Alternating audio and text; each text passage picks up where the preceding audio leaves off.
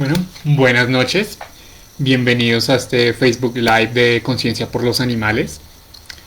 El día de hoy vamos a hacer una presentación para introducir al término del especismo, qué es, en qué consiste y cómo podemos saber qué es especismo. Forma parte de una serie de presentaciones que vamos a estar realizando en el grupo. La próxima va a ser sobre sintiencia animal, entonces para que estén pendientes y puedan compartirlos a los interesados. Bueno, comenzando, el especismo se puede definir como un concepto creado en 1970 por el psicólogo Richard Ryder para describir la existencia de una discriminación moral basada en la especie.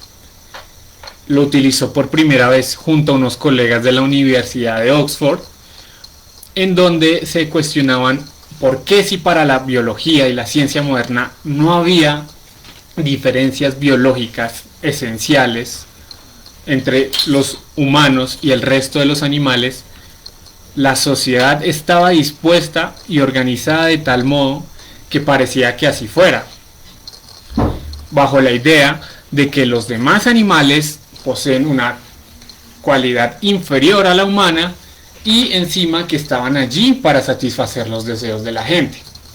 De allí que puedan identificar al especismo como la causa principal de la explotación animal, porque hace creer a las personas que el resto de los animales están en el mundo para servirnos.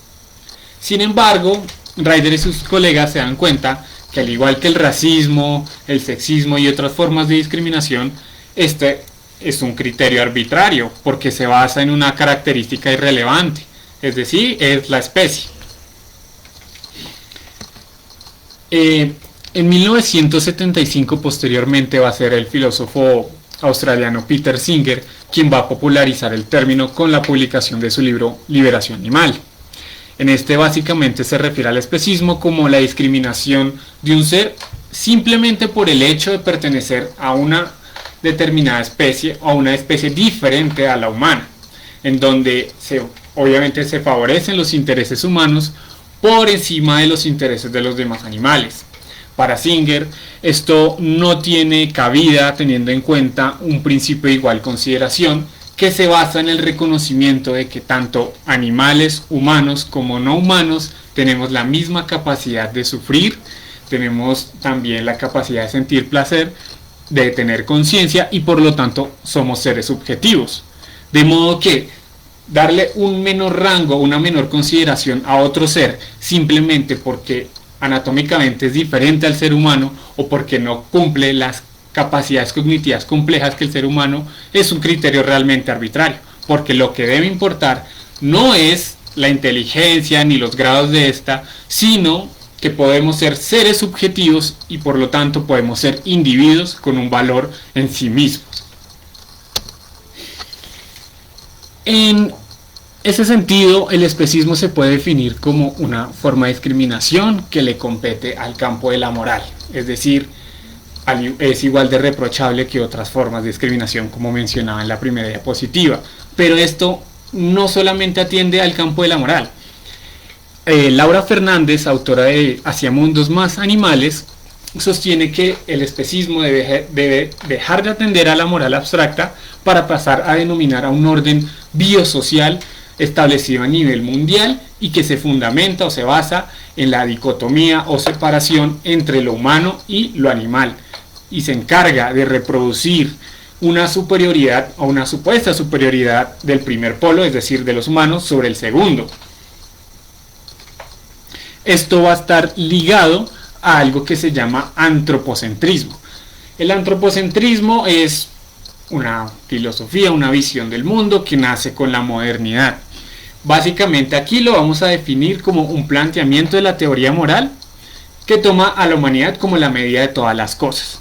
Se pregunta cuál es la esencia del ser humano y de la humanidad y asume que los seres humanos merecen derechos y justicia en virtud de esta humanidad. ¿Qué papel tienen los animales aquí? Pues según esta visión, solo van a tener posición moral entre más se acerquen a esa tal esencia humana. Pero bueno, como esto es un sesgo que pone al hombre o al ser humano como medida de todas las cosas, pues lo que vamos a ver es que la sociedad se va a organizar en torno a la idea de que nosotros tenemos derecho a disponer de los otros seres vivos como si fueran cosas, y que nosotros encabezamos la cúspide de la pirámide moral, cuando en la realidad solo somos una especie más entre muchas otras especies que cohabitan y coexisten en el planeta. Ahora bien, el especismo va a tener distintas formas de expresión.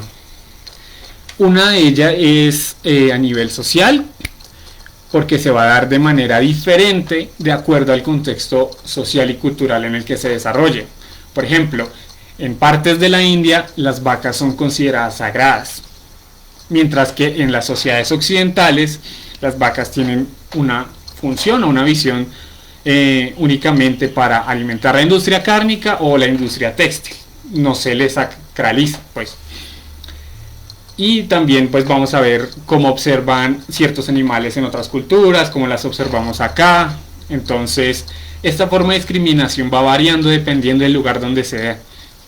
La otra es que se establece una mirada diferenciadora, como les venía mencionando. En la mayoría de los casos, los individuos que son menos discriminados lo son porque se parecen o comparten rasgos con los humanos.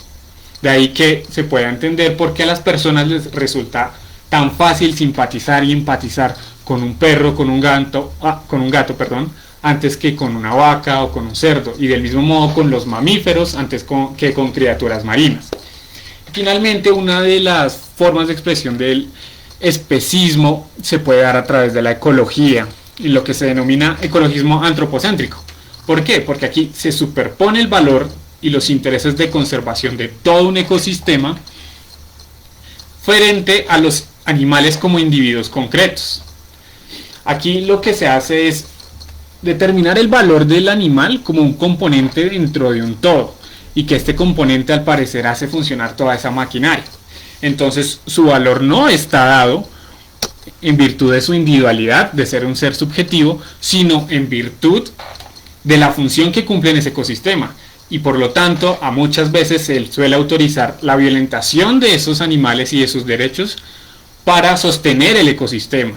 Uno de los problemas más grandes que tiene Colombia ahorita es el de, por ejemplo, el del manejo de los hipopótamos, que por supuesto es un tema complejo, pero también parte de una lógica especista, en tanto se prefieren dar soluciones rápidas para evitar el daño de un ecosistema. Y pues también hay que ver que nunca se pone en cuestión el valor de la persona humana o de comunidades humanas frente a un daño ecosistema. Es decir, usted nunca va a pensar en matar a una población o desplazarla porque se haga un daño al ecosistema, cosa que sí sucede con los animales, y eso se nos dice mucho de la manera en la que pues los consideramos y el estatus jurídico y moral que tienen para nosotros. Ahora bien, el especismo va a tener diferentes tipos de violencia. Aquí las pueden ver, está la directa, la indirecta, la colateral y la discursiva. La violencia directa está clasificada a su vez en tres.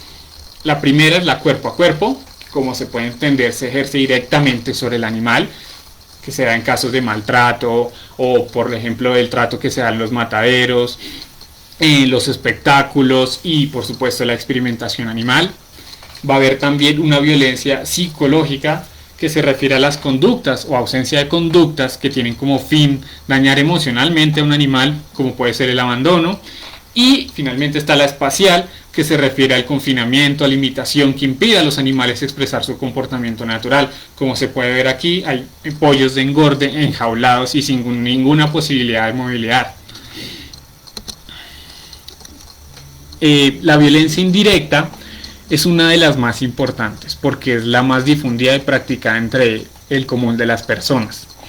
Básicamente, como pueden ver aquí, es la demanda de violencia a intermediarios a cambio de dinero, es decir, la adquisición de productos y servicios que tengan un origen animal. Nosotros no estamos haciendo un daño directo sobre los animales, pero sí estamos financiando a otras personas para que lo hagan. ¿Y cómo se ve esto? Por ejemplo, en el comercio y uso de pieles, también en la industria cosmética para probar el maquillaje y por supuesto a la hora de alimentarse. Luego viene una violencia colateral que se genera a partir de hábitos humanos que, si bien no tienen como objetivo dañar a los animales, sí atentan contra ellos y los afectan. Esto lo vemos claramente en lo que pasa con el cambio climático, sobre todo para los osos polares, o también en el tema de la deforestación, ya sea para monocultivo, para tala, etcétera, porque termina afectando el hábitat de los animales y por supuesto al hábitat con ellos. Y finalmente tenemos una violencia discursiva, que es la que justifica a partir del relato la desconsideración moral por los demás animales. El ejemplo más claro de esto lo encontramos en los insultos. Se dice burro, rata, zorra, perra, etc. Como si la animalidad fuera una condición de vergüenza, como si fuera asqueroso.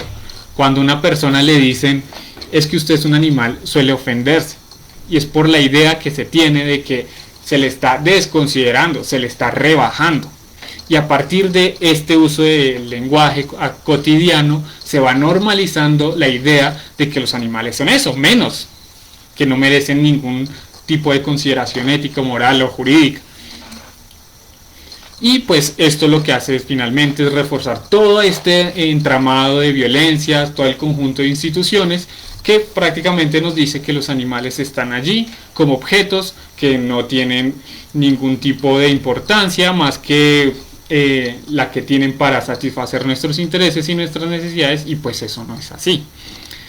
En conclusión, el sistema de dominación especista es una maquinaria estructural que penetra en todos los ámbitos económicos, políticos, sociales, culturales y morales, por supuesto, que articula toda una serie de miradas, prácticas e ideologías que son violentas hacia los animales no humanos.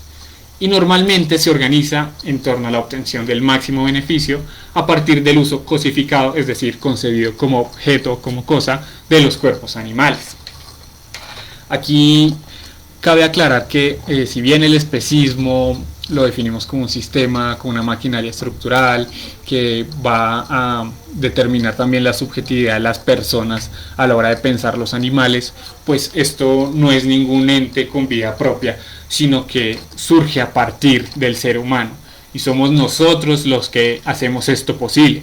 Por lo tanto, también somos nosotros los que podemos reversar esto, y por eso los estamos invitando a reflexionar en torno a la violencia de la que sometemos a los animales, no solamente para espectáculos, sino diariamente, para el consumo, para todo lo que vieron anteriormente, y invitamos a que pues abran esa perspectiva. Se puede vivir, se puede mantener una vida sana y se puede hacer mucho sin necesidad de explotar animales. De manera que esa es la reflexión final.